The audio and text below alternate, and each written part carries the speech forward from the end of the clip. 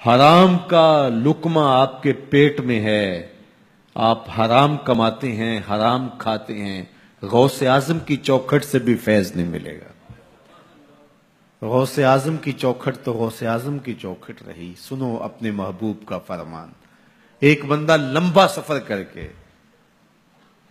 مصیبتیں صعوبتیں راستے کی کاٹ کے حرم کے صحن میں جا کھڑا ہوتا ہے، بال بکھرے ہوئے ہیں، لباس پھٹا ہوا ہے، حالت پرا گندہ ہے، یمد یدیہ، دونوں ہاتھ لمبے کر کر کے دعائیں مانگتا ہے۔ وَمَطْعَمُهُ حَرَامٌ وَمَشْرَبُهُ حَرَامٌ وَمَلْبَسُهُ حَرَامٌ وَغُذِيَ بِالْحَرَامِ فَأَنَّىٰ يُسْتَجَابُ لِذَٰلِكَ۔ اس کا کھایا حرام کا ہے، اس کا پیا حرام کا ہے، اس نے جو لباس پہنا ہے وہ حرام کا ہے۔ میرے حضور فرماتے ہیں بتاؤ اس کی دعا حرم میں کیسے قبول ہوگی؟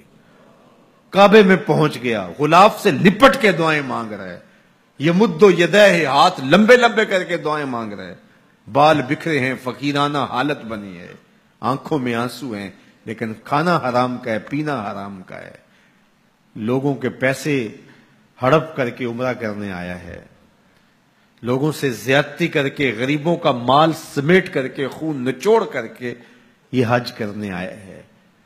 میرے حضور نے فرمایا اس کی دعا قبول نہیں ہوگی، کعبے میں بھی قبول نہیں ہوگی۔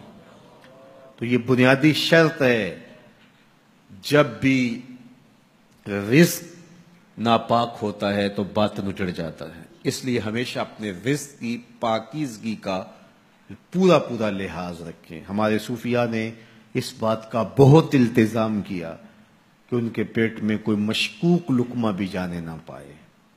انہوں نے اپنی زندگیاں اس حوالے سے اتنی روشن رکھی، اپنا رزق اتنا پاک رکھا، رزق کے ذرائع اتنے پاک رکھے۔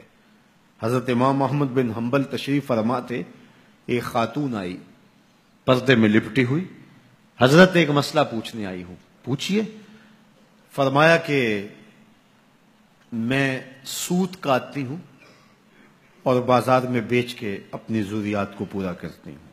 جب چاندنی راتیں ہوتی ہیں یا کبھی بادشاہ کی سواری گزرتی ہے تو ماحول میں روشنی ہو جاتی ہے تو رات کو بھی کاٹ لیتی ہوں، لیکن جو رات کو کاتا ہوا سوت ہے اور دن کے اجالے میں کاتا ہوا سوت ہے، ان دونوں کی کوالٹی میں تھوڑا سا فرق ہوتا ہے، تو کیا میں رات والے کاتے ہوئے سوٹ کو دن والے سوٹ میں ملا کے فروخت کر سکتی ہوں؟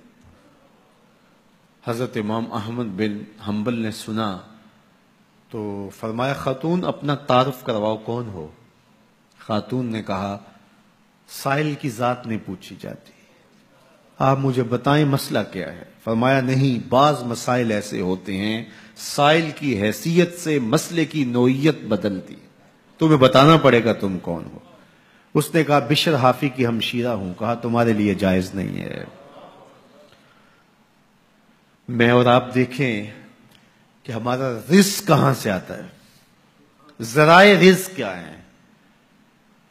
حرام رزق تو نہیں کماتے، مشکوک رزق تو نہیں ہے، جھوٹ بول کے جھوٹی قسمیں کھا کر کے سودا تو نہیں بیچتے،